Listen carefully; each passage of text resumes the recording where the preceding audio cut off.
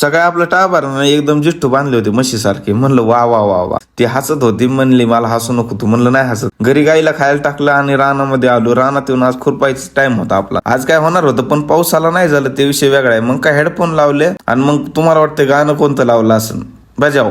गेल्या कितीक वारी मी आलो तुझं भेटाया, का उभा राहून. मग काय पांडुरंगाची गाणी ऐकत आपण खुरपायला सुरुवात केली आणि सुरुवात करता करता म्हणलं पार आपल्याला शेवट झाला. 5 वाजल्या. लोकेशन असं झालं तर कावळा एक आलता माझ्याजवळ. त्याला म्हणलं दर बाई भाकर खा, तू बी खा आणि मी बी खातो. मग काय गडी पोटभर भाकर खाल्ली त्यांनी आणि एकदम उडून गेला निवांत. मग काय आपल्या घरी जायचं टाइम झाला तर म्हणलं सूरज चलो. घरी आलो. नंतर म्हणलं चला पोल्ट्रीहून चक्कर मारून येऊ. आंब्याला बघत होतो काय झालंय का नाही. इकडे आलतो आपला पडदा आता खाल्लेला आहे थोडा उंदराने. म्हणलं त्याच्यावर काही ना काही उपाय करू. नंतर पाहू म्हणलं. पलीकडे आलो. म्हणलं आता पेरूच्या झाडाला एखादा पेरू सापडतो की नाही बघू. पण कसं तरी गेल्या गेल्या आपल्याला 2 पेरू सापडले. आपला पेरू आता हे एडिट केल्यामुळे गुलाबी दिसतोय, नाही तर एकदम पेरू मस्त आहे आपला. नंतर म्हणलं याच्यावरती जेवावं लागेल आणि असंच पद्धतीने आजचा ब्लॉग संपून टाकला ना भाऊ आपण.